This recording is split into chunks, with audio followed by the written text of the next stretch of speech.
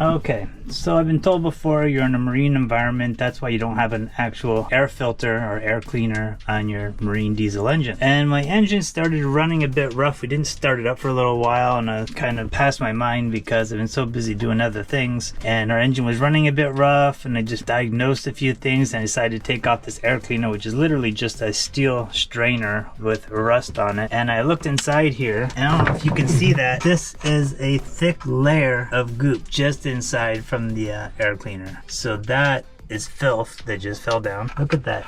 That is filth inside the intake manifold, which I definitely have to remove now and clean that up. You can't ignore that. Literally a wall of crud right where the air goes in. Why it's so greasy, I'm not sure. Pretty sure that this is where a PCV valve would be, but this is just a straight tube. There isn't a PCV valve on here. Whether that's normal or not, I do not know. But that's just a straight tube into the manifold from the valve cover. Getting to know a lot about this engine, but I can't tell you I know everything. Never had any problems with the actual functioning of the engine. Until now, it's always just been like bearings, seals, and rubber hoses. Nothing internally. It's never actually run pour itself. It was usually just something leaking or overheating or a fuel issue. And fuel issue is where I was going to look at next, but now I feel that is something that I cannot ignore. As you can see, we're still taking the generator apart, and I was just starting the big engine just to keep it running because it's not good to leave it idle for a long time, and I've probably left it idle a lot longer than I should have. Not only having an issue with it, which I'm not exactly sure what it is yet, I haven't just started looking at that, but I'm now definitely going to have to take this off. There's no way to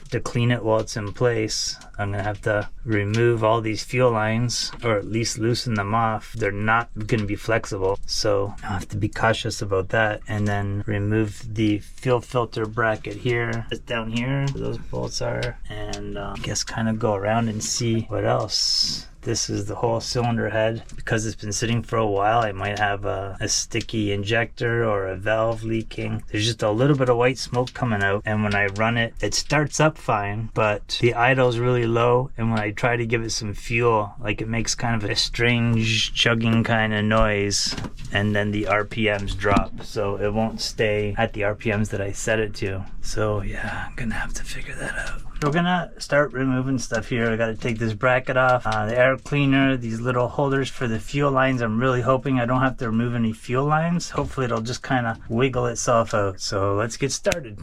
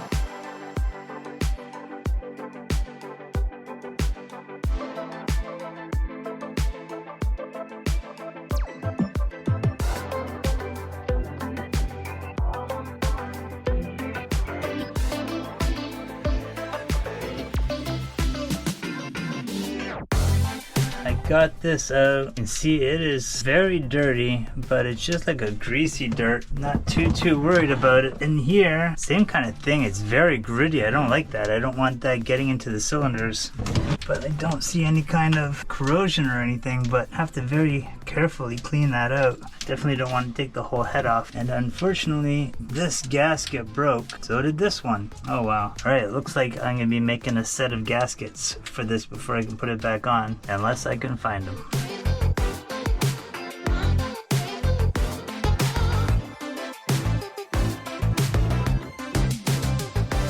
Alright, so I've got this intake manifold out here. I've got a bit of degreaser, and I'm going to try to wash out all the chunks of crap. I've only got one good intake gasket right here, so I'm going to remove that and duplicate it so that I have some new ones, because I'm probably not going to be able to find those here.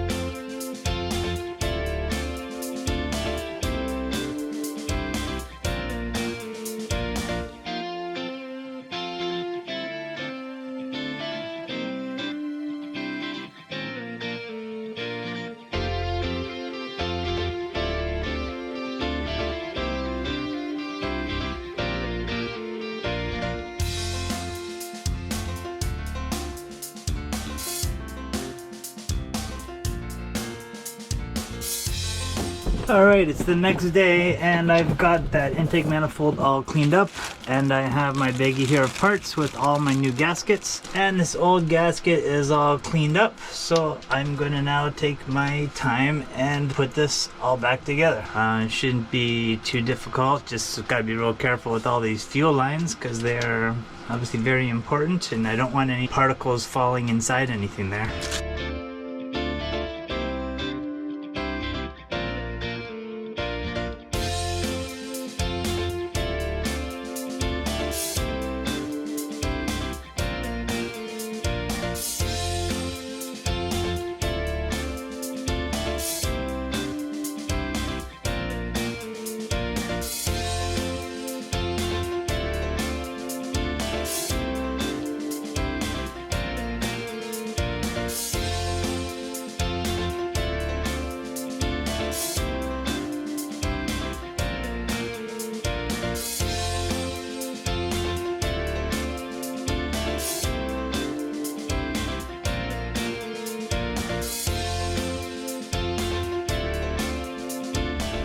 Well, that went together without any hardships, which is nice. What I'm going to do now, I'm going to try bleeding the fuel lines. Now, this is a manual pump, but I also have an electric pump, but just because I'm down here, I'm going to give this manual pump a go. I'm not 100% satisfied with this little manual pump. It's displayed quite a bit of rust on it before, so I've sprayed it with like an anti-rust serum, so to speak, and it's not too bad, but I'm always concerned about that being a source of leakage. I might in the future want to look at get a different pump here, or eliminating it altogether and just have a secondary fuel filter, because this is also a fuel filter. I have the ray core down here, and after it goes to the ray core, it goes to this one. I believe this one is a 5 micron filter, and the one down here is a 10 micron. That way it gets the large particles here and then the fine particles here. These filters aren't very old, like we've maybe used them for 20 gallons of fuel in total. Pretty sure I swapped those out when we're in Trinidad. But right now we're having problems with this engine, so I'm gonna start trying to eliminate things one by one. And I only came across this because I took off the air filter and looked inside, and it was just full of gunk, and I couldn't leave that alone. I had to do something about it. I'm gonna go ahead now. We can be pressing on this and loosening off these fuel lines at the injector and trying to get some fuel out. This isn't gonna be a video about bleeding the system though. That would probably be a whole video on its own. But a quick rundown of this, because I do use a lift pump on this, so I generally never have to bleed them, but I have done it before and it was tricky to get it done right. But you build pressure with the pump and then one by one open up these lines and let the fuel out. And if you're getting fuel with bubbles, that means there is air in your line. If you're getting just clean fuel, should indicate that there is no fuel in your line, but doesn't always find the problem.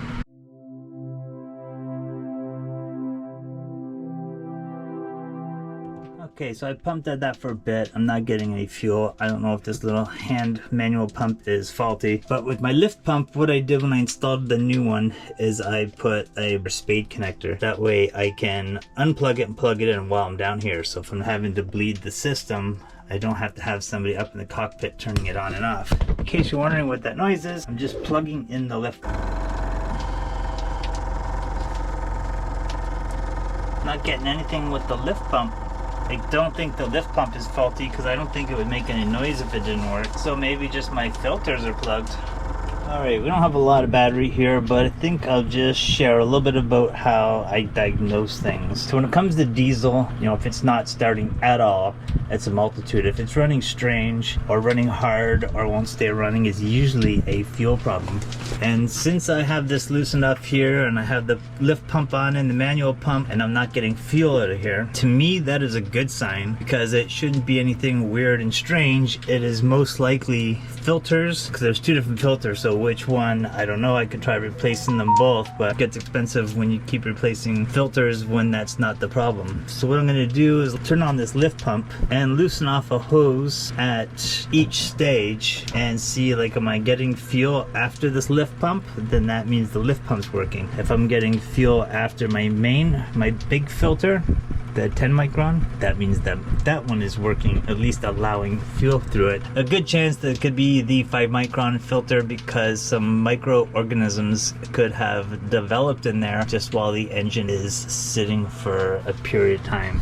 I mean, this is all definitely my fault. I should have been starting this engine at least once a month and running it till it's pretty hot, but on projects on the go, it just kept slipping my mind, and whenever I remember to do it, it's always late at nighttime, and it's like you're laying in bed thinking about it, and tomorrow I'll start that engine. Didn't happen. I didn't start it tomorrow. For like 6 months maybe since I started, the last 5 months. Yeah, it was maybe 5 months ago. It's been 6 or 8 months since we actually have been running the engine for motoring, but I did start it in the harbor here during these projects, and it did run. Yeah, I'm just gonna walk you through that. It's too much setting up the camera every time to show you, but I mean, if you think of it, it's not that difficult. Start at the pump. Is there fuel coming through the pump? Is there fuel coming through the filter? Is there fuel coming through the next filter? And so on. So I'm gonna get started on that, and I'll just give you an update of what my outcome is. Alright, I got that balanced here with my flashlight so you can see inside of it. I had to unbolt this filter to get to it. You can't take the bowl off while it's installed, and this is what I discovered at the bottom of my bowl. That is just a big old pile of rust that had gotten trapped in the bottom of this Raycor filter. So my pump right here, my lift pump, has been sucking air, which is telling me something down the line is not functioning, and the filter here having this much crap at the bottom. Now, I replaced that filter in Trinidad. We barely used the engine since then, but clearly something had gotten sucked in here. We also cleaned the engine out, I think when we got to Trinidad or before that, with a homemade filter, just to kind of siphon up all the little bits of paint that had crumbled inside from the lining. So this is what I'm going to be taking off. I don't want to completely remove this. I don't want to take all these hoses off. So I'm just going to position it in a way that I can get to those little bolts, and I'll remove this cup and then clean it up, put it back on. Just sharing with you so you can kind of see if you have problems in your boat. That's what you got to do. You got to see where that fuel is, where the fuel is stopping down the road. You got 2 filters, you got lines. One common thing with older engines is a crack in your fuel line. So if you have a crack between your lift pump and your tank, if there's any little crack in that hose or something's not sealed properly, if you have any kind of air being introduced to it, that will stop your engine. So I can't fit in here with the camera, but I just want to show it to you before I do this, that that's what you got to do. I had to unbolt it. I'm just gonna lift it up in position where I can work on it, and then take those tiny little bolts off, inspect the rubber seal on it.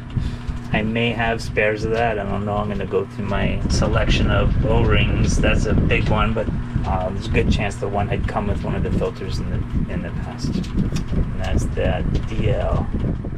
So to conclude, the Raycor needed cleaning and a new cartridge, then the Perkins purred again.